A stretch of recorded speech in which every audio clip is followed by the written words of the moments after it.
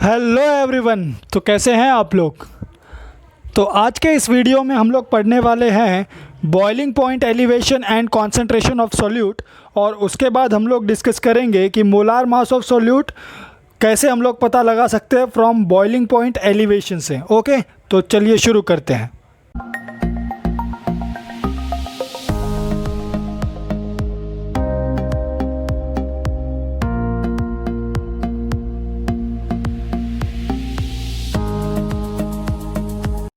तो आगे बढ़ने से पहले मैं चाहूँगा कि आप लोग मेरा एलिवेशन और बॉइलिंग पॉइंट वाला वीडियो पहले देख लें, सो दैट आपको ये वीडियो अच्छे से समझ में आ जाए। आपको हेल्प करने के लिए मैं वो वीडियो यहाँ पे सजेस्टेड वीडियोस में टैग कर दूँगा। आप आई सिंबल पे क्लिक करके वो वीडियो देख सकते हैं। Okay, so boiling point elevation and concentration of solute. अभी बॉइलिंग पॉइंट एलिवेशन और कॉन्सेंट्रेशन ऑफ सॉल्यूट में क्या रिलेशन है, तो जैसा कि आप देख सकते हैं, the boiling point elevation is what, it is directly proportional to the molality of the solution. Right, क्या है वो मोलालिटी ऑफ द सॉल्यूशन से क्या है, डायरेक्टली प्रोपोर्शनल है। तो चलिए यहाँ पे लिख देते हैं। सो बॉइलिंग पॉइंट एलिवेशन हम लोगों को पता है डेल्टा टी बी होता है, बराबर है। डेल्टा टी बी क्या हो गया, हमारा बॉइलिंग पॉइंट ऑफ एलिवेशन हो गया। मोलालिटी हमको पता है कि स्मॉल एम से डिनोट करते हैं, और यहाँ पे बोला है डायरेक्टली प्रोपोर्शनल, तो डायरेक्टली प्रोपोर्शनल का साइन डाल देते हैं। ओके, नेक्स्ट अभी यहाँ पे क्या होगा, सो यहाँ पे आप देख सकते हो कि यहाँ पे हम लोगों ने मोलालिटी लिया है। ओके, यहाँ पे हम लोग मोलारिटी भी ले सकते थे। राइट, यहाँ पे हम लोग कैपिटल एम यानी मोलारिटी भी ले सकते थे, बट हम लोगों ने मोलारिटी के जगह पे मोलालिटी ही क्यों लिया। तो यहाँ पे रीज़न ये है कि ये जो हम लोग सिस्टम के साथ डील कर रहे हैं एलिवेशन और बॉइलिंग पॉइंट में, ये सिस्टम जो है इसका टेम्परेचर क्या होता है, इसका टेम्परेचर चेंज होते रहता है। ओके, ये जो सिस्टम है, we are dealing with the system whose temperature is not constant. Okay, temperature is continuously changing. Okay, so हमको ऐसी क्वांटिटी को लेना पड़ेगा जो क्या रहती है, जो कांस्टेंट रहती है, जो टेम्परेचर से क्या हो, इंडिपेंडेंट हो, यानी वो टेम्परेचर के ऊपर डिपेंड ना करता हो। ओके, तो यहाँ पे अभी आप देख सकते हो जो मोलारिटी है आपका, ये मोलारिटी क्या है, ये टेम्परेचर डिपेंडेंट क्वांटिटी है। ओके, ये टेम्परेचर डिपेंडेंट है, और जो आपका मोलालिटी है, ये मोलालिटी क्या है, टेम्परेचर इंडिपेंडेंट है। ओके, तो यहाँ पे हमारा जो सिस्टम है उसमें क्या हो रहा है, कंटिन्यूसली टेम्परेचर चेंज हो रहा है, तो हमको ऐसी क्वांटिटी को लेना पड़ेगा जो क्या हो, टेम्परेचर डिपेंडेंट नहीं हो। तो इसलिए हम लोगों ने क्या लिया है, यहाँ पे मोलालिटी लिया है। क्यों लिया, क्योंकि वो टेम्परेचर इंडिपेंडेंट है। ओके, तो चलिए अभी नेक्स्ट देखते हैं हम लोग यहाँ पे। सो टेम्परेचर इंडिपेंडेंट हम लोगों ने मोलालिटी को ले लिया है। सो यहाँ पे देखते हैं, अभी हमको पता है कि स्मॉल एम यानी molality of the solution. Okay, so यहाँ पे लिखा है molality of the solution K B. अभी के बी कैसे आया, तो देखो यहाँ पे delta T B equals to K B into M. Right, so K B यहाँ पे क्या है, प्रोपोर्शनैलिटी कांस्टेंट है। ओके, सो इसको के बी का नाम क्या रखा गया है, देखो यहाँ पे उसको बोलते हैं बॉइलिंग पॉइंट एलिवेशन कांस्टेंट। पहला उसका नाम क्या है, बॉइलिंग पॉइंट एलिवेशन कांस्टेंट। या तो आप उसको बोल सकते हो मोलाल एलिवेशन कांस्टेंट, और या तो आप उसको क्या बोल सकते हो, एब्यूलोस्कोपिक कांस्टेंट। ओके, सो एग्जाम में आपको ये पूछा जाएगा, एमसीक्यू में पूछा जा सकता है, और आपको डेफिनेशंस भी पूछते हैं 1 मार्क के लिए। तो चलो यहाँ पे डेफिनेशंस देख लेते हैं। सो एब्यूलोस्कोपिक कांस्टेंट का डेफिनेशन अगर हम लोग को डिराइव करना रहेगा तो क्या होगा, सो यहाँ पे हम लोग को एक कंडीशन लेना पड़ेगा, if m is equal to 1 means molality is equal to 1, so delta TB is equal to what, KB। Okay, so delta TB क्या हो जाएगा, KB के इक्वल हो जाएगा, और इसी से हम लोग को क्या करना है, हमारा डेफिनेशन डिराइव करना है। तो यहाँ पे KB क्या है हमारा, KB is nothing but ebullioscopic constant, और डेल्टा TB क्या है हमारा, बॉइलिंग पॉइंट एलिवेशन। ओके, तो डेफिनेशन क्या हो जाएगा, एब्यूलोस्कोपिक कांस्टेंट इज यानी KB is nothing but what, is the boiling point elevation produced, which is nothing but delta TB by 1 molal solution। Okay, m equals to 1 लिया था हम लोगों ने, तो क्या हो गया, ebullioscopic constant is the boiling point elevation produced by 1 molal solution। ओके अगर आपको ये इक्वेशन आ गया तो ये इक्वेशन अगर आप लिख सकते हो तो आप डेफिनेशन भी क्या कर सकते हो, डिराइव कर सकते हो। ओके सो ईजी है। आप एग्जाम में क्या करोगे, सिर्फ ये इक्वेशन याद करके जाओ कि m इक्वल्स टू 1 लेना है मुझे, delta T B equal to K B हो जाएगा। तो इसीलिए क्या बोलेंगे हम लोग, that ebullioscopic constant is nothing but what, the boiling point elevation produced by 1 molar solution. Okay अभी यूनिट ऑफ के बी देख लेते हैं हम लोग। So unit of K B के लिए क्या करना पड़ेगा हम लोगों को, सो इक्वेशन क्या मिला था हम लोगों को, that delta T B is equal to what, K B into M. Okay अभी क्या करेंगे हम लोग, के बी का हम लोगों को पता करना है यूनिट, तो चलो यहाँ पे इसको एम को इस साइड भेज देते हैं। तो इक्वेशन क्या हो जाएगा, K B is equal to delta T B upon M, बराबर है। तो यहाँ पे डेल्टा टी बी जो है हमारा, डेल्टा टी बी उसका यूनिट क्या है, सो डेल्टा टी बी मतलब टेम्परेचर, और टेम्परेचर को तो हम लोग केल्विन में डिनोट करते हैं। ओके और मोलालिटी, अभी मोलालिटी क्या है, सो मोलालिटी का यूनिट होता है मोल पर केजी।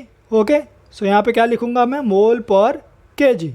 ओके नेक्स्ट अभी इसका यूनिट क्या हो जाएगा फिर के बी का, सो के बी का यूनिट हो जाएगा केल्विन मोल, मोल अभी ऊपर गया है तो इसलिए मोल इन्वर्स हो जाएगा, और यहाँ पे केजी ऊपर आ गया तो केजी क्या हो जाएगा, +1 हो जाएगा, यानी केजी रहेगा सिर्फ। ओके सो ये रहा हमारा के बी का यूनिट, यानी एबिलियोस्कोपिक कांस्टेंट का यूनिट हम लोगों को मिल गया। क्या है, K B is what, kelvin mole inverse K G. Okay या तो केल्विन के जी पर मोल बोलो। ओके सो नेक्स्ट अभी रिलेशन देख लेते हैं, मोलार मास ऑफ सोल्यूट, यानी हम लोग को क्या करना है अभी, मोलार मास ऑफ सोल्यूट पता करना है। यहाँ पे लिखा है मोलार मास ऑफ सोल्यूट, मतलब क्या हम लोग को पता करना है M2, राइट, क्योंकि सोल्यूट बोला हम लोगों ने, और सोल्यूट जब हम बोलते हैं तो हम लोग क्या लिखते हैं वहाँ पे 2 लिखते हैं। ओके और मोलार मास हम लोग कैपिटल M से डिनोट करते हैं, बराबर है। फ्रॉम बॉइलिंग पॉइंट एलिवेशन मतलब क्या, कि डेल्टा टी बी का जो इक्वेशन है उससे हम लोग क्या करेंगे, मोलार मास ऑफ सोल्यूट पता करेंगे। तो चलिए पता करते हैं। तो suppose we prepare a solution by dissolving W2 gram of solute in W1 gram of solvent। Okay मतलब क्या कर रहे हैं हम लोग, W2 ग्राम ऑफ सोल्यूट हम लोगों ने डिजोल्व किया W1 ग्राम ऑफ सॉल्वेंट में, और हम लोग सॉल्यूशन प्रिपेयर कर रहे हैं। तो जब हम लोग सॉल्यूशन प्रिपेयर कर रहे हैं तो हम लोग को सर्टेन चीज़ें पता होनी चाहिए। तो यहाँ पे क्या होगा, सबसे पहले हम लोगों को पता होना चाहिए मोल्स ऑफ आवर सोल्यूट। तो मोल्स ऑफ सोल्यूट किस में, in W1 gram of solvent, right. So moles of solute in W1 gram of solvent क्या होगा, मोल्स ऑफ सोल्यूट मतलब नंबर ऑफ मोल्स पता कर रहे हैं हम लोग। तो सोल्यूट बोला है मैंने, तो सोल्यूट बोला है मतलब कैसे पता करेंगे, नंबर ऑफ मोल का फॉर्मूला क्या है, given weight upon molecular weight, तो W2 अपॉन M2।